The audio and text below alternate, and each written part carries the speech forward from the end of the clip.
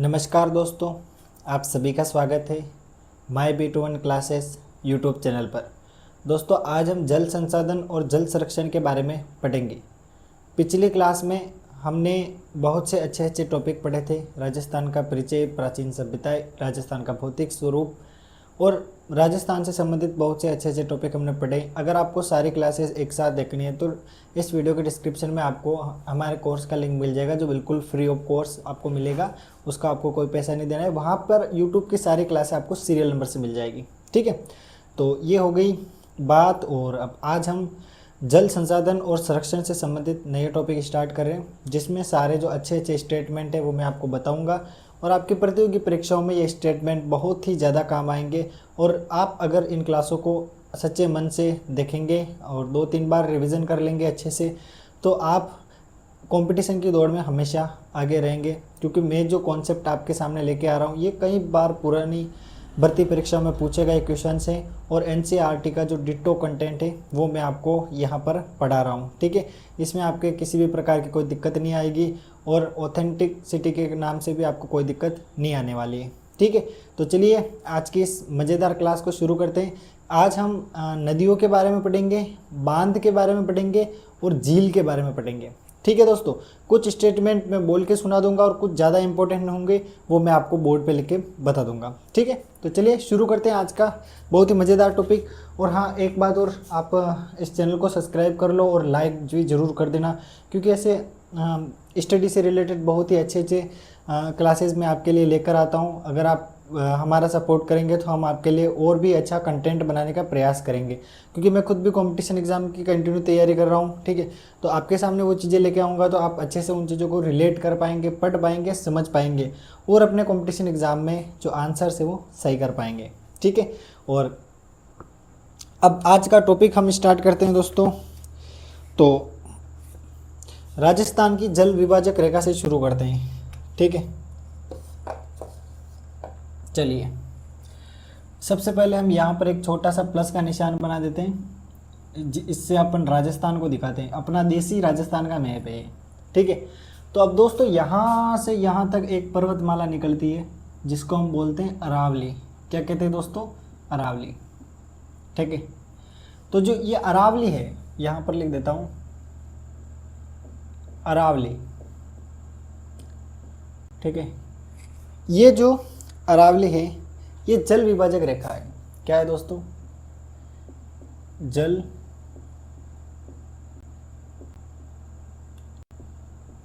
जल विभाजक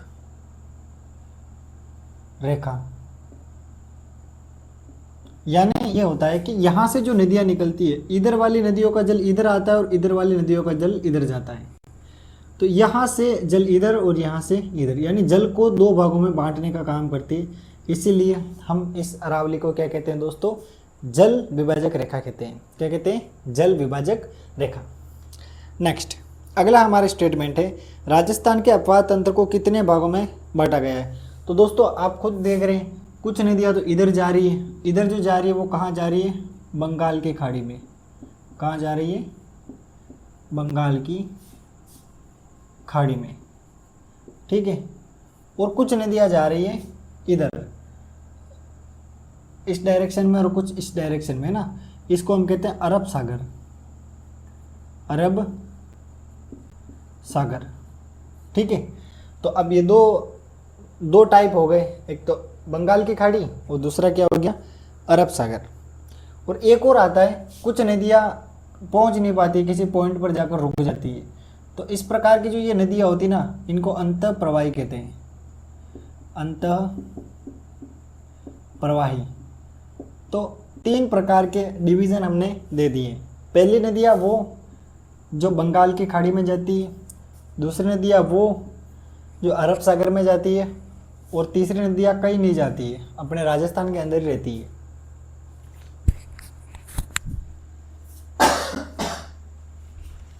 सॉरी।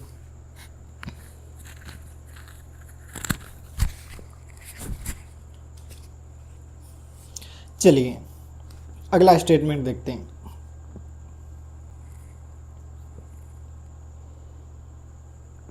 कुछ नदियों की मैं नाम लिख रहा हूँ। ठीक है,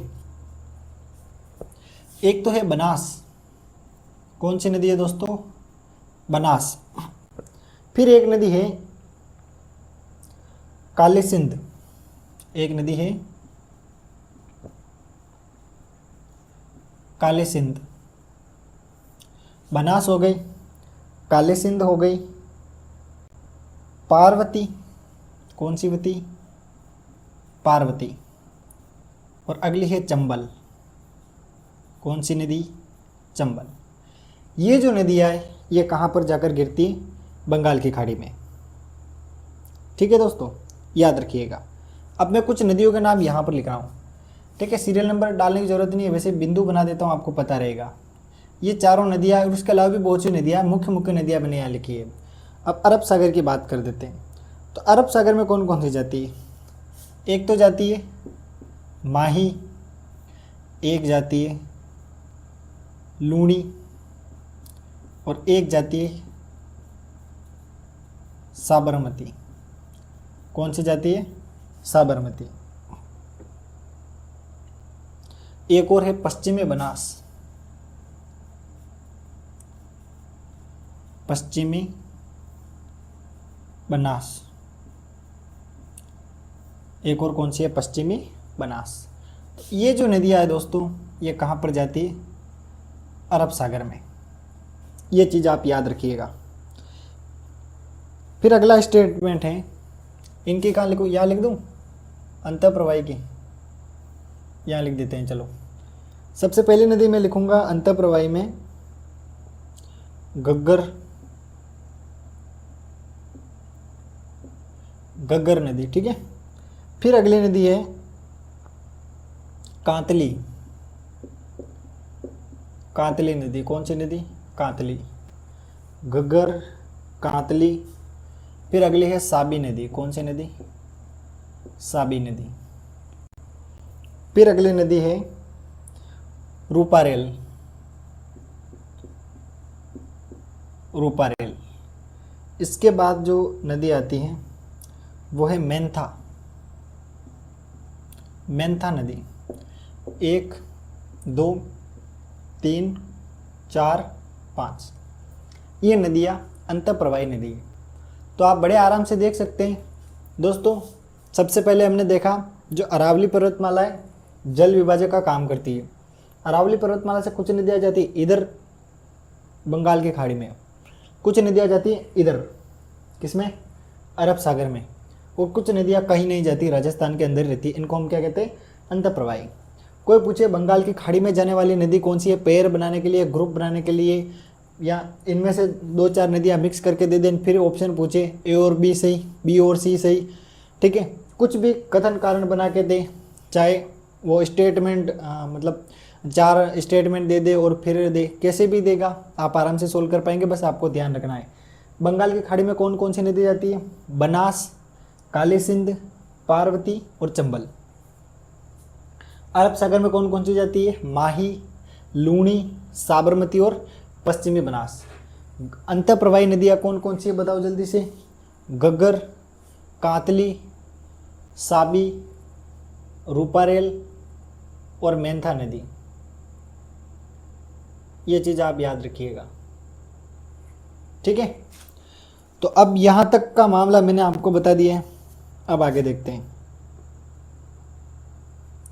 अब यहाँ पे एमपी है ना, एमपी, और यहाँ पे एक पर्वत है विंध्यन पर्वत। कौन सा पर्वत, विंध्यन पर्वत, विंध्यन पर्वत, ठीक है। एमपी में इस स्थान पर एक पर्वत है, कौन सा पर्वत, विंध्यन पर्वत। ये जो विंध्यन पर्वत है, यहाँ से एक नदी निकलती है, यहाँ से एक नदी निकलती है जिसको हम किस नाम से जानते हैं दोस्तों, चंबल। किस नाम से जानते हैं, चंबल, ठीक है। ये चंबल नदी इधर से होते हुए इधर सीमा बनाते हुए इधर जाती है, ठीक है। ये चंबल नदी इस तरीके से जाती है। अब आप थोड़ा डायरेक्शन देख लेना, मेरे हिसाब से मैंने अपने हिसाब से बता दिया है। मैं इसे डैश कर देता हूँ ताकि आपको पता रहेगा ये नदी है, ठीक है। ये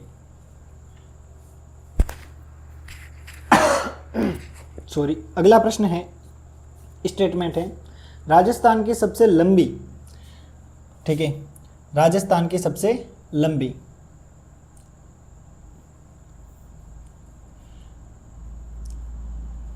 राजस्थान की सबसे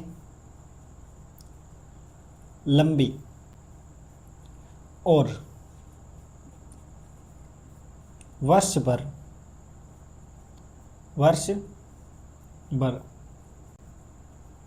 बहने वाली नदी है। वर्ष भर बहने वाली नदी कौन सी नदी है बोलो? चंबल।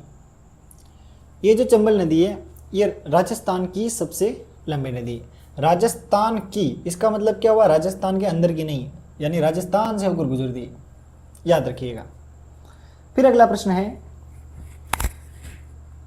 चंबल नदी राजस्थान में कहाँ से प्रवेश करती है? तो राजस्थान में प्रवेश एक स्थान से होता है, ये समझ लो, ठीक है। इस स्थान का नाम है भैंसरोडगढ़। भैंसरोडगढ़, ये जो भैंसरोडगढ़ है ना, यहाँ से चंबल नदी प्रवेश करती है। तो लिख दूं, चंबल का प्रवेश, याद रखिएगा। दोस्तों मैं साथ साथ ही सारे स्टेटमेंट ऐड कर रहा हूँ ताकि आराम से आप इन चीज़ों को रिलेट कर पाएँ। बाकी मैं थ्योरी लिखाऊंगा तो आप समझ नहीं पाएंगे, माइंड मैप के थ्रू चीज़ें आप बड़े आराम से याद कर पाएंगे, ठीक है। क्लास पसंद आ रही है तो लाइक ज़रूर करें। नेक्स्ट अगला स्टेटमेंट है दोस्तों, और हाँ, भैंसरोडगढ़ कहाँ पर है? ये चित्तौड़ में है ना, चित्तौड़। भैंसरोडगढ़ कहाँ पर है? चित्तौड़ में। फिर अगला जो हमारा स्टेटमेंट है वो है, चंबल नदी का राजस्थान में प्रवाह क्षेत्र। तो ये जो चंबल नदी है दोस्तों, मैं यहाँ लिख देता हूँ, चंबल नदी, चंबल नदी, ठीक है। अब ये 2 जिलों में बहती है, 2 जिले। पहला तो है चित्तौड़, पहला जिला कौन सा है दोस्तों? चित्तौड़।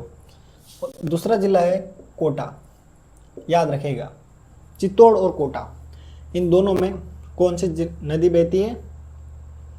चंबल नदी। अगला जो हमारा स्टेटमेंट है वो है, चंबल नदी का प्रवाह क्षेत्र। 2 तो बता दिए, और बता देता हूँ। एक और इसमें आता है बूंदी, ठीक है। एक और इसमें आता है सवाई माधोपुर, और एक और इसमें आता है दोस्तों करौली और धौलपुर, करौली और धौलपुर, याद रखिएगा। दोस्तों कौन कौन से ज़िले आते हैं? चित्तौड़, फिर कोटा, फिर बूंदी, फिर सवाई माधोपुर, फिर करौली और फिर धौलपुर, याद रखिएगा। नेक्स्ट, अगर कोई पूछे कि चंबल की सहायक नदी बताओ, क्या पूछे? चंबल की सहायक नदी बताओ, तो नंबर 1 बनास, ठीक है। नंबर 2 बेड़च, एक और मैं इधर ऐड कर देता हूँ, बेड़च, ठीक है। एक तो बनास हो गई, दूसरी बेड़च हो गई। फिर तीसरी नदी है कोठारी। तीसरी नदी कौन सी है? कोठारी, ये तीसरी नदी हो गई। फिर चौथी नदी की बात करें तो चौथी है काली सिंध, ये काली सिंध में यहाँ लगा रहा हूँ 4 नंबर। फिर 5वीं जो नदी है दोस्तों, वो 5वीं नदी है पार्वती, ये पार्वती, ठीक है। ये 5 जो नदियाँ हैं, ये 5 जो नदियाँ हैं, ये पांचों नदियाँ किसकी सहायक नदी है? इस चंबल की सहायक नदी है, याद रखिएगा। 3 तो ये हो गई और 2 ये, ठीक है। ये किसकी सहायक नदियाँ हैं? चंबल की सहायक नदी है। तो यहाँ तक आपको मेरी स्टोरी अच्छे से समझ में आ गई होगी। और एक और चीज़ याद रखिएगा, कोटा जो शहर है, कौन? कोटा शहर, ये चंबल नदी के किनारे है। किसके किनारे दोस्तों? चंबल नदी के किनारे। अगला जो हमारा स्टेटमेंट है वो है बनास नदी। तो बनास नदी शुरू करने से पहले एक बार मैं इस चीज़ को हटा देता हूँ ताकि हम बनास को आराम से पढ़ सकें, ठीक है। चलो इसको हटा देते हैं। तो काफ़ी अच्छे से मैंने आपके सामने सारी चीज़ें रखी है, ठीक है। और कोई चीज़ मैं कोशिश करूँगा मिस नहीं हो, सारी चीज़ें मैं आपको यहाँ पर अच्छे से एक्सप्लेन कर पाऊँ, ठीक है। तो उम्मीद करता हूँ क्लास पसंद आ रही होगी, और आप कमेंट में ये भी बता सकते हैं आप किस एग्ज़ाम की तैयारी कर रहे हैं। साथ में मैं क्विज़ भी डालने की कोशिश करूँगा, क्योंकि यूट्यूब पर एक क्विज़ का ऑप्शन भी है, जहाँ पर आप क्विज़ टेस्ट देकर अपनी तैयारी को चेक कर सकते हैं, ठीक है। तो ये आपके लिए एक अच्छा ऑप्शंस रहेगा क्विज़ वाला। चलिए, यहाँ तक हमने बहुत मज़ेदार तरीके से पढ़ लिया है, ठीक है। चंबल नदी को हमने काफ़ी अच्छे से डिटेल में देख लिया है। याद रखिएगा, क्योंकि कभी कभी ज़िलों का क्रम पूछ लिया जाता है, कौन से ज़िले में नहीं बहती ऐसे पूछ लिया जाता है। ये चीज़ें भी आपको याद रखनी ज़रूरी है। चलिए, अब हम बात करेंगे बनास नदी, ठीक है। तो फिर वही प्लस का निशान बना लेते हैं। चलिए, बनास नदी, बनास नदी की दोस्तों बात करें तो यहाँ पर एक स्थान है राजसमंद। कौन सा स्थान है? राजसमंद। इसके पास है खमनोर की पहाड़ी, यहाँ पर है खमनोर की पहाड़ी, खमनोर की पहाड़ी, ठीक है। ये जो खमनोर की पहाड़ी है, इससे एक नदी निकलती है, जिसको हम किस नाम से जानते हैं? बनास नदी के नाम से जानते हैं। यहाँ से ये चित्तौड़गढ़ जाती है, राजसमंद से जाती है चित्तौड़गढ़, और चित्तौड़गढ़ से भीलवाड़ा, चित्तौड़गढ़ से जाती है भीलवाड़ा, फिर जाती है टोंक, भीलवाड़ा से जाती है टोंक, फिर जाती है सवाई माधोपुर, फिर कहाँ पे जाती है? सवाई माधोपुर,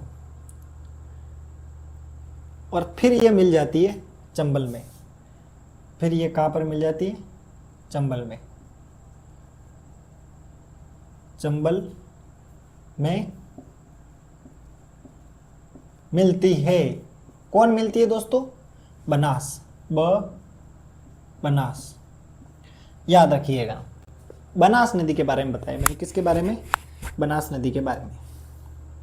फिर अगला स्टेटमेंट है पूर्णतः राजस्थान में बहने वाली नदी।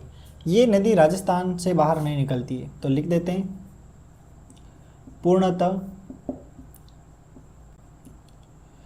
पूर्णतः राजस्थान में प्रवाहित। पूर्णतः कहाँ पे प्रवाहित होती है? राजस्थान में। ये चीज़ भी आप याद रखिएगा। फिर अगला स्टेटमेंट है बनास नदी की कुल लंबाई। इसकी कुल लंबाई की बात करें, बनास नदी की कुल लंबाई की बात करें तो ये है 480 किलोमीटर। कितनी है दोस्तों? 480 किलोमीटर, ठीक है।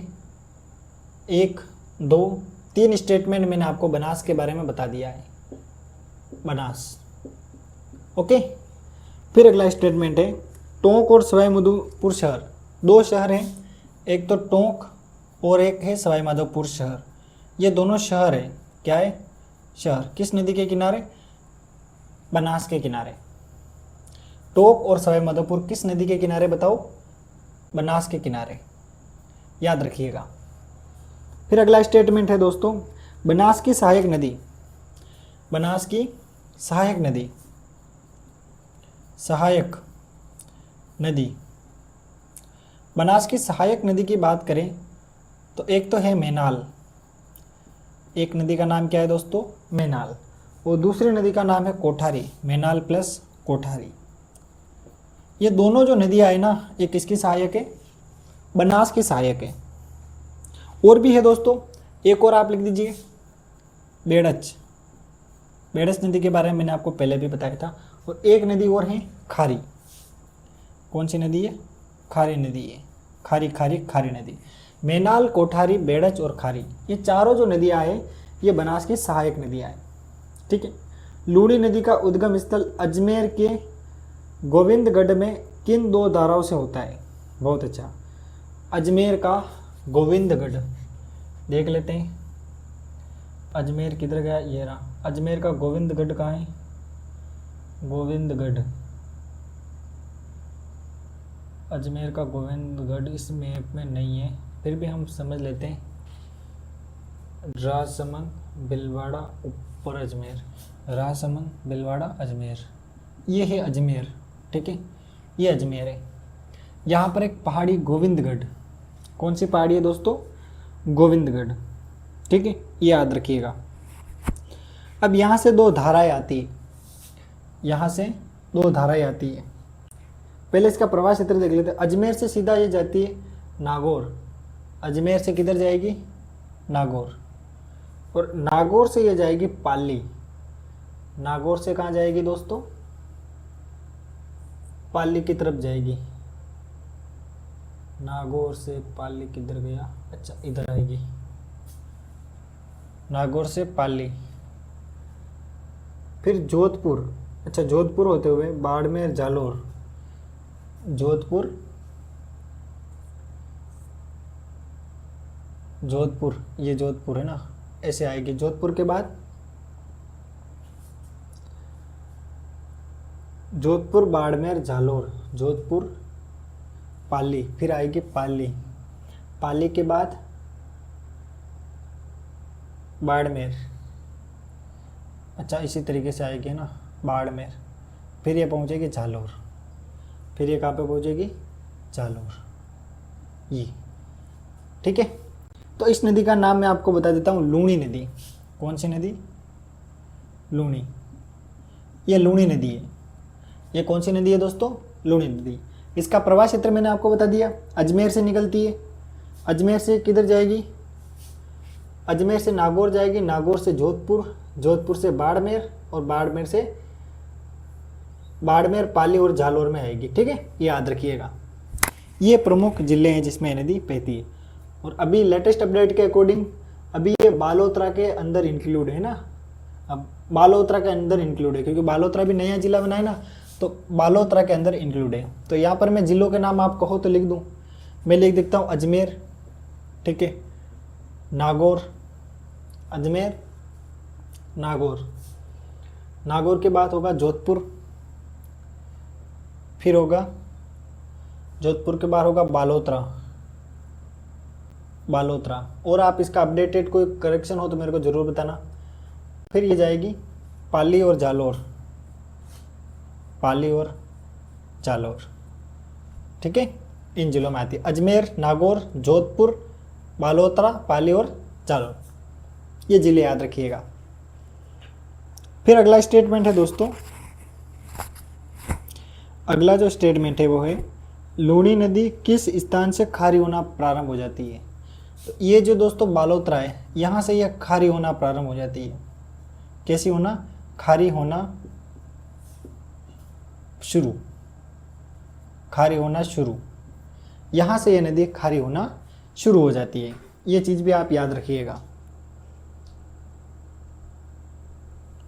नेक्स्ट, अगला स्टेटमेंट की बात करें, लूणी नदी की सहायक नदियाँ कहाँ पर लिखूँ? यहाँ पर लिख देता हूँ। ठीक है, सहायक नदियाँ। सहायक किसकी सहायक है दोस्तों? लूणी की, लूणी की सहायक। पहली जो सहायक नदी है वो जोजड़ी। कौन सी नदी है? जोजड़ी। प्लस प्लस लगा के लिखता हूँ ताकि सारा मामला सेट बैठ जाएगा। फिर है बांडी, फिर है बांडी। उसके बाद है जवाई। उसके बाद कौन सी है? जवाई। उसके बाद है मीठड़ी। उसके बाद है मीठड़ी। उसके बाद है खारी। उसके बाद कौन सी है दोस्तों? खारी, खारी नदी। और उसके बाद है सूकड़ी। उसके बाद कौन सी नदी है? सूकड़ी नदी। और इसके बाद है सागी। कौन सी नदी? सागी। और इसके बाद है गुहिया, गुहिया। ये सारी जो नदियां हैं, जोजड़ी, बांडी, जवाई, मीठड़ी, खारी, सूकड़ी, सागी, गुहिया, ये सारी जो नदियां हैं ये लूणी नदी की कौन सी है? सहायक नदियां हैं। लूणी नदी की सहायक नदियां। माही नदी का उद्गम, अब माही नदी आ चुकी है तो माही नदी यही बता दूं क्या? आप बोलो तो बता देता हूँ। चलो बता देते हैं। थोड़ा इधर सेट कर देंगे, थोड़ा इधर, बहुत सारी जगह है वैसे हमारे पास, क्योंकि पढ़ना तो है ही है।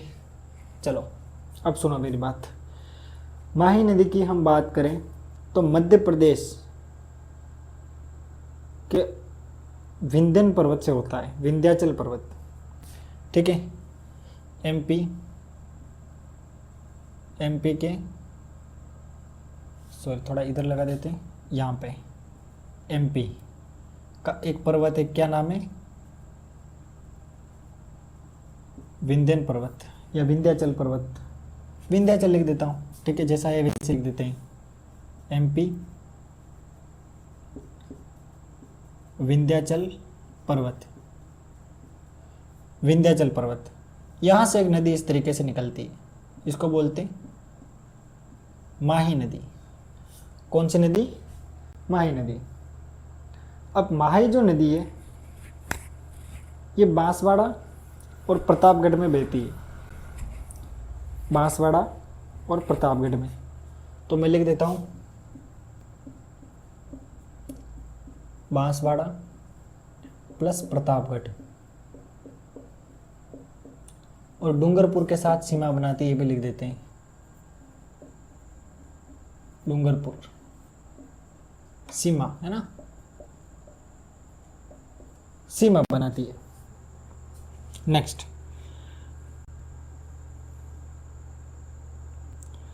फिर माही नदी की सहायक नदियां। अब सहायक नदी भी तो चाहिए ना, तो यहां पे लिख देता हूं माही की सहायक नदियां। माही की कौन सी नदी दोस्तों? सहायक। तो दो नदियां हैं, पहली है सोम और दूसरी है जाखम। सोम और जाखम जो नदी है ये माही नदी की सहायक नदियां है। फिर जयपुर में, कहाँ पर? जयपुर में, यहाँ पे निशान लगा देते हैं थोड़ा मैप इसके अकॉर्डिंग, एक नदी निकलती है जिसका नाम है बाणगंगा, ठीक है, इधर जाती है, सॉरी, कहाँ पर जाती है? भरतपुर जाती है। जयपुर से किधर जाएगी? भरतपुर। तो ये जो नदी है इसको क्या कहते हैं? ये जो नदी है इसको क्या कहते हैं? बाणगंगा। बाणगंगा, बाणगंगा नदी कहते हैं इसको। और बाणगंगा जो नदी है, बाणगंगा नदी घना पक्षी राष्ट्रीय उद्यान, घना पक्षी राष्ट्रीय उद्यान, इसमें सर्वाइव होता है पानी। घना पक्षी राष्ट्रीय उद्यान जो है इसमें पानी पहुंचाया जाएगा, और ये कहाँ है? भरतपुर में। भरतपुर में बाणगंगा नदी का पानी कहाँ जाता है? घना पक्षी राष्ट्रीय उद्यान। और यहाँ पर ये मतलब इस जमीन को क्या बनाए रखती है? नम बनाए रखती है, नम जमीन, नम जमीन। ये चीज़ भी दोस्तों आपको क्या रखनी है? याद रखनी है। फिर अगला स्टेटमेंट है अर्जुन की गंगा। ये जो बाणगंगा नदी है इसका एक और नाम है, मैं यही लिख देता हूँ, अर्जुन की गंगा। किस नाम से जानते हैं? अर्जुन की गंगा के नाम से। शिवालिक श्रेणी हिमाचल प्रदेश से एक नदी निकलती है, शिवालिक श्रेणी हिमाचल प्रदेश से एक नदी निकलती है जिसको हम कहते हैं घग्गर नदी। क्या कहते हैं? घग्गर नदी। कौन सी नदी निकलती है दोस्तों? घग्गर नदी। घग्गर नदी की बात करें तो ये दो जिलों में बहती है, एक तो हनुमानगढ़ और एक श्रीगंगानगर। हनुमानगढ़ और श्रीगंगानगर। फिर प्राचीन सरस्वती नदी का अवशेष मानते हैं। घग्गर नदी जो है, घग्गर नदी घग्गर नदी जो है, थोड़ा सही लिख देता हूँ यार, घग्गर नदी, इसको प्राचीन सरस्वती नदी का अवशेष मानते हैं। किसका? प्राचीन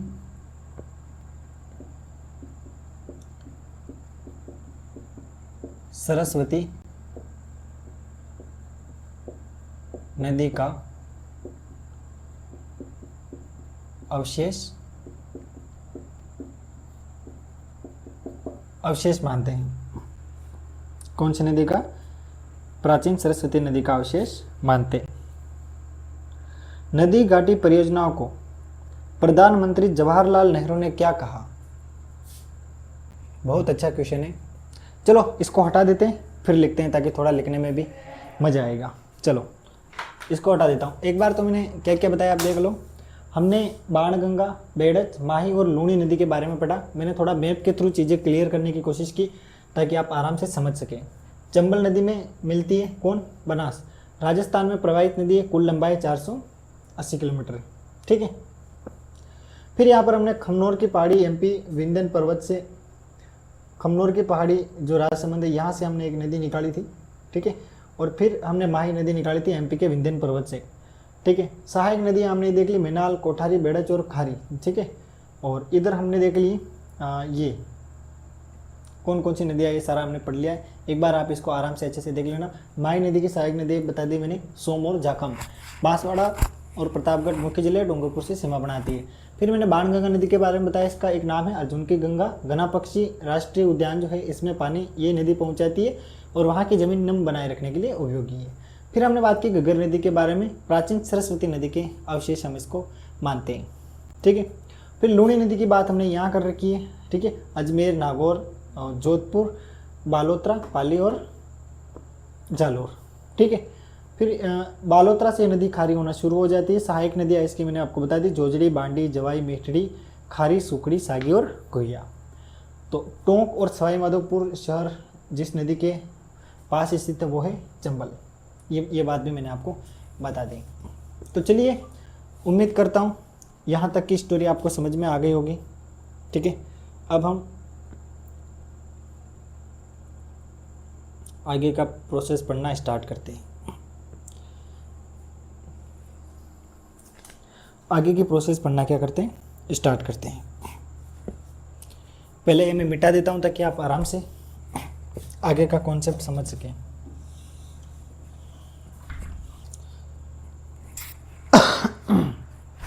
चलिए आगे का कॉन्सेप्ट पढ़ना स्टार्ट करते हैं।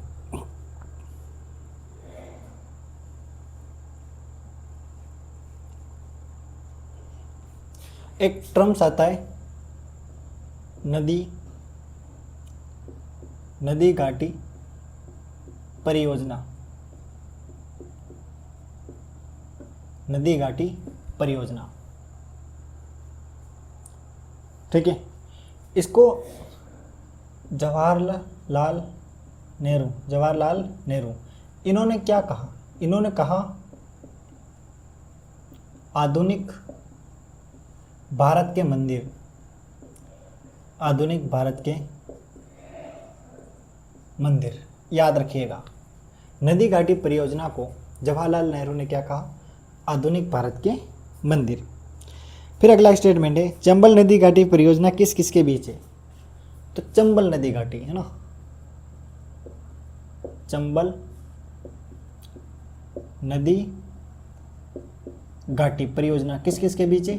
एक तो है राजस्थान प्लस एमपी, राजस्थान और मध्य प्रदेश के बीच है। ये चीज़ आपको याद रखनी है। फिर दोस्तों अगला स्टेटमेंट है आपके सामने, चंबल परियोजना पर कितने बांध हैं? तो चंबल नदी घाटी परियोजना, इस पर 4 बांध है, 1, 2, 3 और 4। पहले बांध की हम बात करें तो पहला बांध है गांधी सागर। गांधी, थोड़ा सही लिख देता हूं ताकि आप याद रखेंगे, गांधी सागर बांध। ठीक है।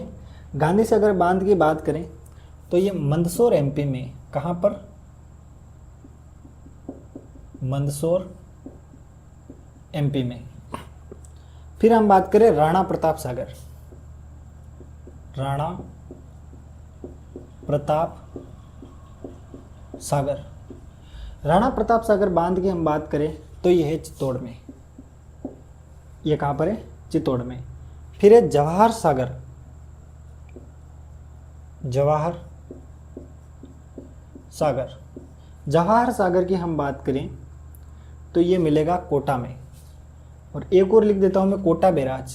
कौन सा बैराज? कोटा बैराज। तो ये दोनों कहाँ है? कोटा में। कहाँ पर है दोस्तों? कोटा में।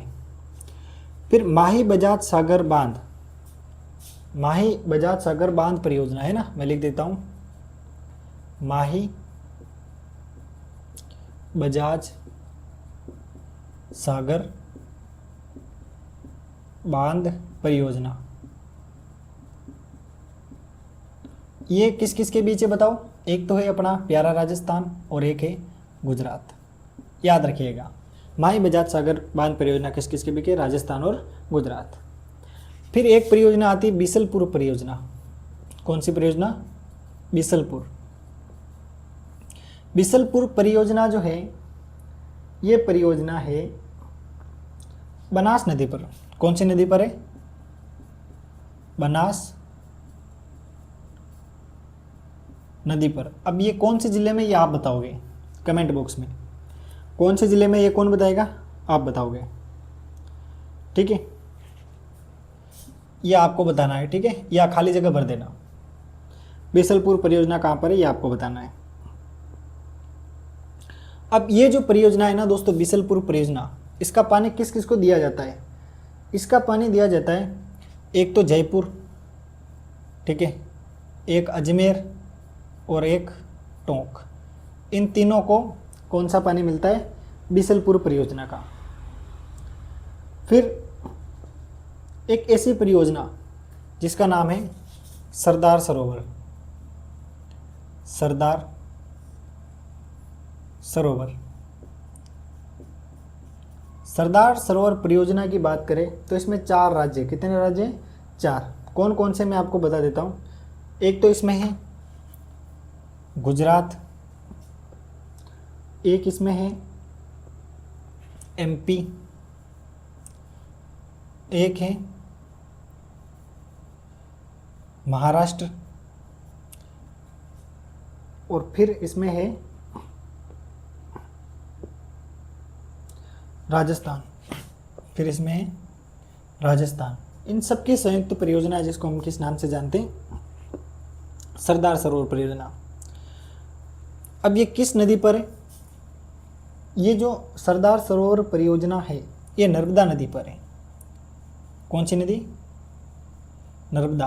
नर्मदा लिखूँ या नर्मदा? समझ जाओगे? नर्मदा कर देता हूँ, गलती नहीं करते हैं। नर्मदा नदी, ये नर्मदा नदी पर यह परियोजना, जिसका फायदा किस किस को मिलता है? राजस्थान, मध्य प्रदेश, महाराष्ट्र और गुजरात। फिर अगला जो हमारा स्टेटमेंट है वो है सरदार सरोवर परियोजना से राजस्थान को कौन से जिलों को सिंचाई पेय सुविधा मिलती है?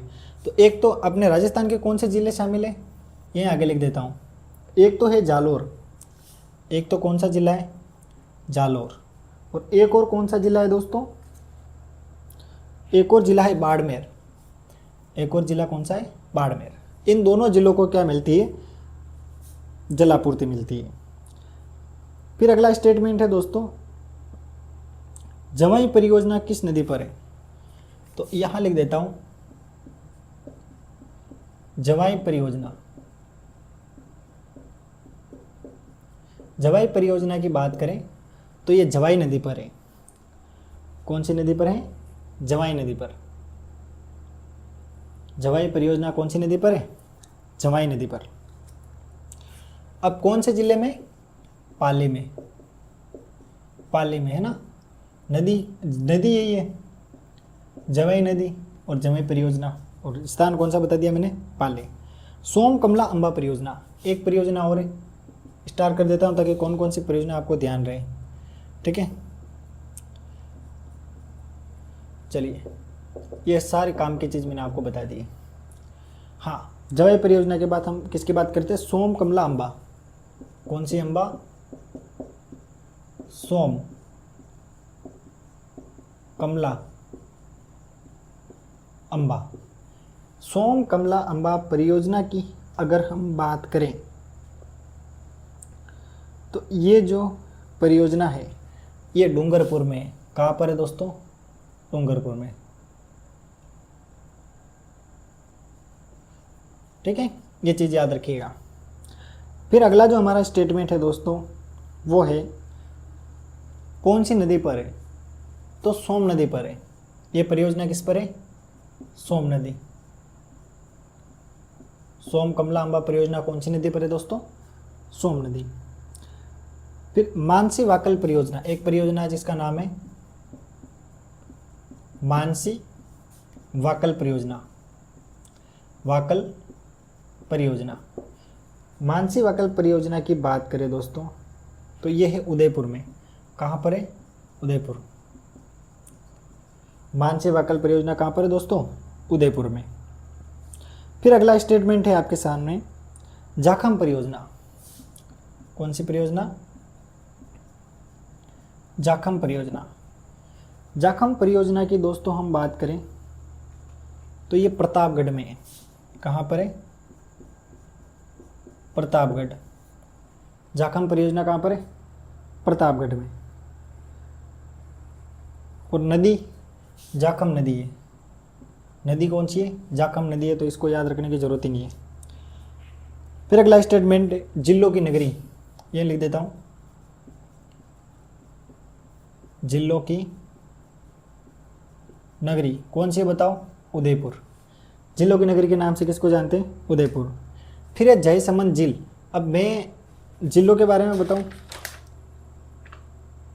जिलों के बारे में नहीं हो पाएगा, आज बहुत सारे ज़िले हैं, हम इनको डिटेल में पढ़ेंगे। तो दोस्तों जिलों के बारे में हम कल पढ़ेंगे।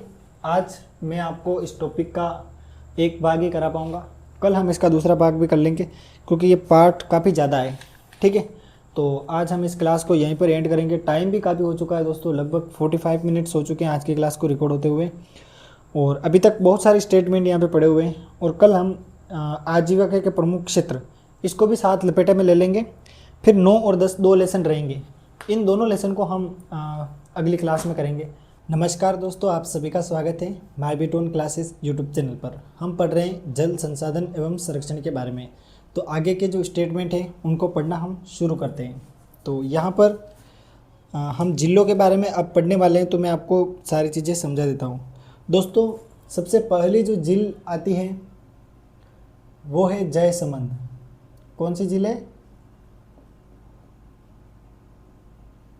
जयसमंद झील। जयसमंद झील कहाँ है दोस्तों? ये झील है उदयपुर में। जयसमंद झील कहाँ है दोस्तों? उदयपुर में। और इसका निर्माण किसने करवाया?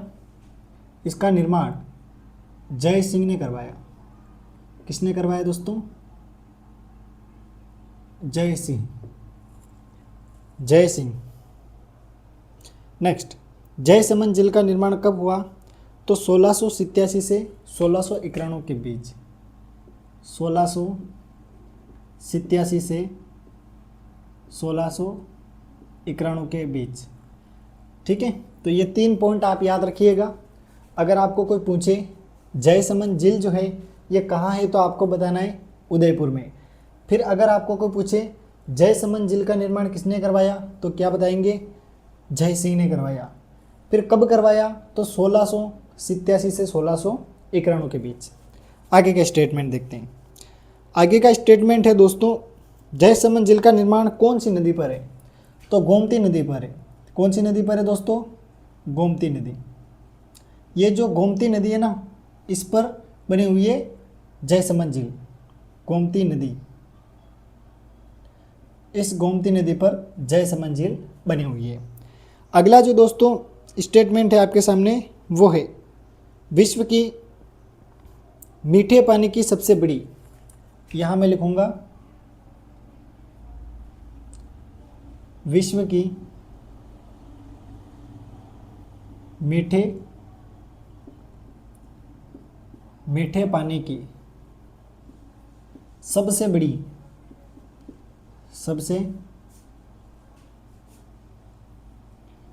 बड़ी मानव निर्मित झील, मानव निर्मित, मानव निर्मित झील, ये बात आप याद रखिएगा। ये जो जयसमंद झील है ये विश्व की सबसे बड़ी मीठे पानी की मानव निर्मित झील है। ठीक है, तो काफ़ी पॉइंट्स मैंने आपके सामने रख दिए। अगर अभी जो आपको पता है रेट का पैटर्न आया था जिसमें उन्होंने स्टेटमेंट दिए थे फिर क्वेश्चन पूछे थे, तो यहाँ पर स्टेटमेंट कैसे बनेगा, निम्न में से जयसमंद झील के बारे में सत्य कथन है। ठीक है, पहला बोलेगा यहाँ उदयपुर में स्थित है, पहला स्टेटमेंट दे देगा, फिर दूसरा देगा इसका निर्माण जयसिंह ने करवाया, फिर तीसरा देगा इसका निर्माण 1687 से 1691 के बीच हुआ, फिर अगला स्टेटमेंट देगा यहाँ गोमती नदी पर स्थित है, फिर अगला स्टेटमेंट देगा विश्व की मीठे पानी की सबसे बड़ी मानव निर्मित झील है। इसमें से एक में थोड़ी गड़बड़ कर देगा, फिर पूछ लेगा कौन सा अशुद्ध है, तो आप आराम से बता लेना। अगर ये पूछता है निम्न में से कौन कौन से सही है, तो ऐसे भी आप जोड़े बना के बता सकते हैं। तो अगर आप जो कथन निष्कर्ष टाइप के क्वेश्चन होते हैं उस टाइप से स्टडी करना चाहते हैं तो भी आप इन स्टेटमेंट के थ्रू आराम से कर सकते हैं, क्योंकि सारे क्वेश्चन इससे रिलेटेड मैं एक साथ लेके आ गया हूँ। तो जयसमंद झील के बारे में बहुत सी चीज़ मैंने आपको बता दी। अब हम बात करते हैं पुष्कर झील की। कौन सी झील? पुष्कर झील। पुष्कर झील की बात करें दोस्तों, ये है अजमेर में। कहाँ पर है दोस्तों? अजमेर में। पुष्कर झील है अजमेर में। एक और झील का नाम बता दूं मैं, आना सागर। आना सागर, आना सागर है ना, ये जो आना सागर है ना ये भी कहाँ है? अजमेर में। आना सागर झील कहाँ है दोस्तों? अजमेर में।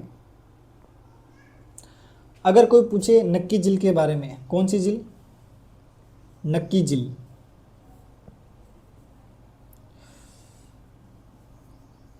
नक्की झील है ना। पहले हमने बात कर ली जयसमंद की, दूसरी हमने बात कर ली पुष्कर की, तीसरी हमने बात कर ली आना सागर की और चौथी हमने बात कर ली नक्की झील की। नक्की झील की बात करें तो सर्वाधिक ऊंचाई पर स्थित है। सर्वाधिक ऊंचाई पर स्थित है। ये जो नक्की झील है ना ये सर्वाधिक ऊंचाई पर स्थित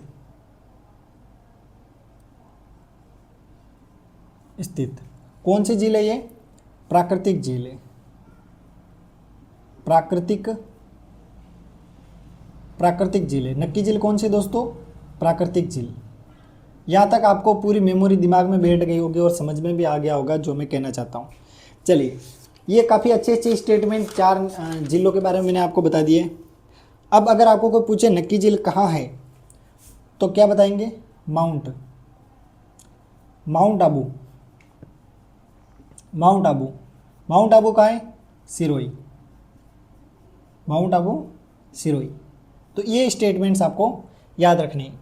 किसके बारे में? नक्की झील के बारे में। फिर अगली झील नंबर 5, यही लिख दूँ, देखे दिख रहा है नहीं दिख रहा है आपको? चलिए आ जाएगा, है ना, ऐड कर ही देते हैं। तो यहाँ पे झील नंबर 5 के बारे में मैं लिख देता हूँ। अगली जो हमारी झील है वो है राजसमंद झील। कौन सी झील? राजसमंद झील की दोस्तों हम बात करें तो ये जो झील है ये राजसमंद में, कहाँ पर है? राजसमंद में। बिल्कुल नाम से मैच हो रहा है, ठीक है। फिर राजसमंद झील का, यानी मान लो ये राजसमंद झील है, ठीक है, इस तरीके से हम समझ जाते हैं।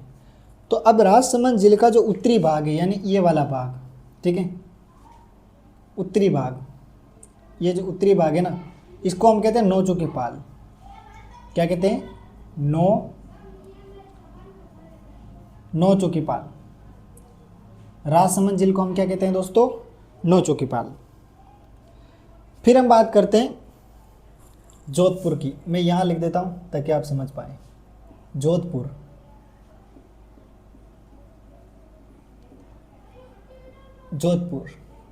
जोधपुर की बात करें दोस्तों तो यहाँ पर कौन कौन सी झीलें हैं?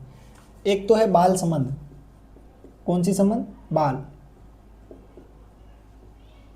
बालसमंद झील की बात करें दोस्तों तो ये कहाँ पर है? जोधपुर में। फिर एक और इसमें झील आती है कालायना। कौन सी? कालायना। कालायना झील भी कहाँ पर है दोस्तों? जोधपुर में। फिर है उम्मेद सागर। कौन सी? उम्मेद सागर। उम्मेद सागर की बात करें तो ये भी कहाँ है? जोधपुर में। झील है, यहाँ लिख देता हूँ ताकि आप कंफ्यूज नहीं हो। ये क्या है दोस्तों? झील है, सागर नहीं है, झील है। फिर अगली झील की बात करें, गडीसर। गडीसर ये जो झील है ये कहाँ है? जैसलमेर में।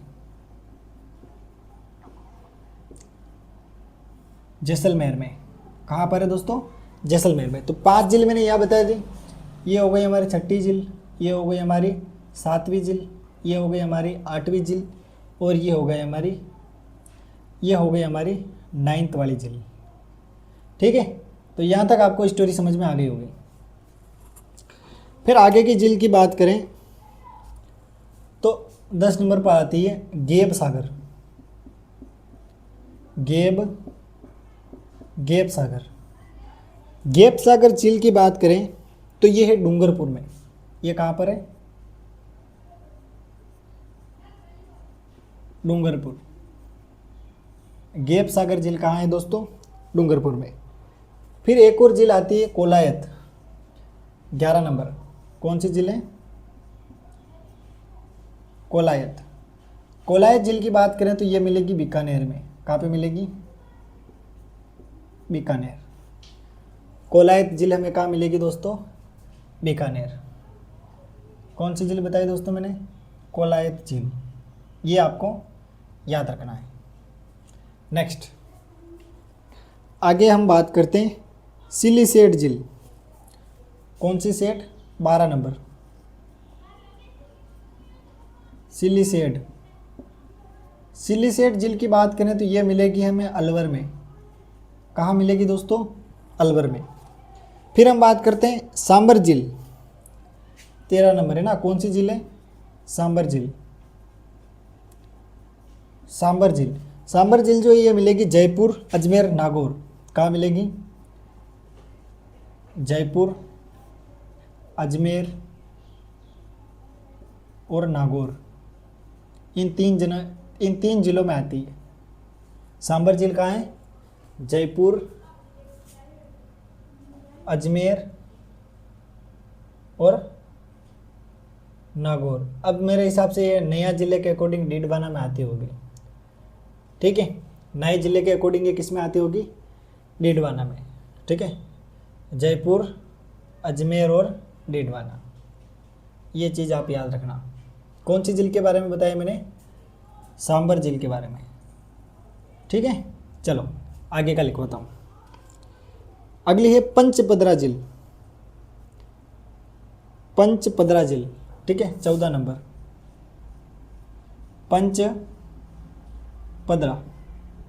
पंचपदरा झील की दोस्तों हम बात करें तो ये मिलेगी बाड़मेर में। कहाँ मिलेगी? बाड़मेर में।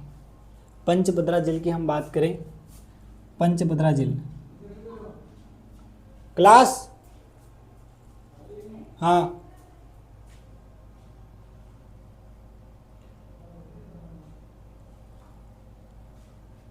और वर्तमान में ये झील आती है बालोतरा में। तो मैं बाड़मेर पुराने ज़िले के अकॉर्डिंग वर्तमान में यहाँ बालोतरा कर देता हूँ। ठीक है, बालोतरा। वर्तमान में हम इस झील को किस में गिनेंगे? बालोतरा में। पहले बाड़मेर में थी। ठीक है, अगली है डीडवाना झील। कौन सी झील? डीडवाना झील।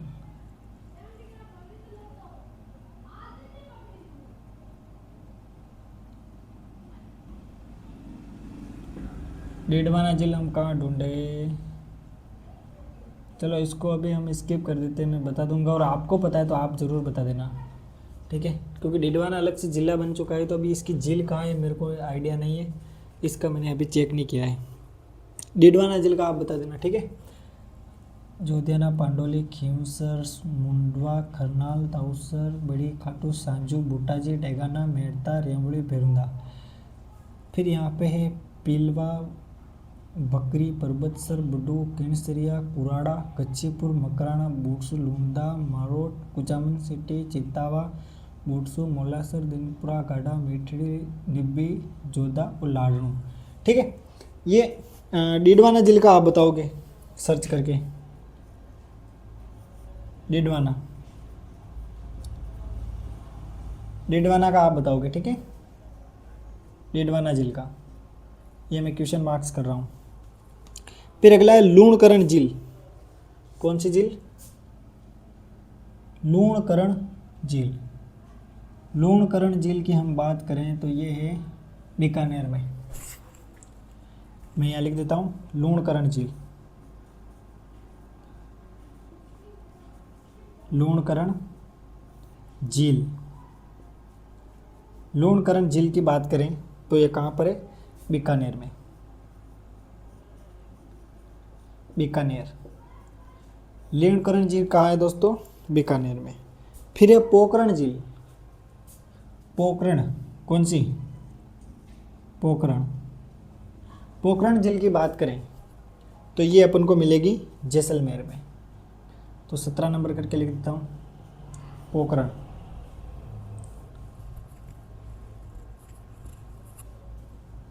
यही लिख दूँ क्या? घड़ीसर प्लस पोखरण। घड़ीसर प्लस पोखरण, दोनों ही झील किस में आ गई? जैसलमेर में। ठीक है, ये झील है, ये तो क्या है? झील, और ये डिस्ट्रिक्ट। ठीक है, फिर अगली है फलोदी झील। कौन सी झील? फलोदी झील। तो फलोदी झील की दोस्तों हम बात करें तो ये फलोदी में होगी, क्योंकि फलोदी जिला अलग से बन चुका है। ठीक है, तो फलोदी झील का भी आप कंफर्म करके बताओगे। 17 नंबर यहाँ लिख देता हूँ मैं, फलोदी झील। फलोदी झील। फलोदी झील के बारे में भी आप बताओगे। ठीक है, फिर अगला हमारा स्टेटमेंट है, घर की छत पर गिरे वर्षा जल को घर के नीचे बने कुएं में पहुंचाना। यानी हमारे इस तरीके से मकान होते हैं, उसके ऊपर छत होती है, और छत का जो पानी आता है उस पानी को भूमिगत टैंक में पहुंचाना, इसको हम क्या कहते हैं? रूफ टॉप कहते हैं। इस प्रोसेस को क्या कहते हैं? रूफ टॉप, याद रखिएगा। फिर अगला स्टेटमेंट है, पश्चिमी राजस्थान में जल संरक्षण हेतु घर में बनाई गई कुएं नुमा संरचना।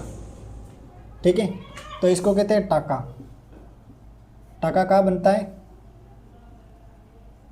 पश्चिमी राजस्थान। पश्चिमी राजस्थान किसके लिए? जल संरक्षण। पश्चिमी राजस्थान में किसके लिए बनते हैं? जल संरक्षण के लिए। कृषि के लिए जल संरक्षण, एक तो ये बता दिया, एक इधर बता देता हूँ।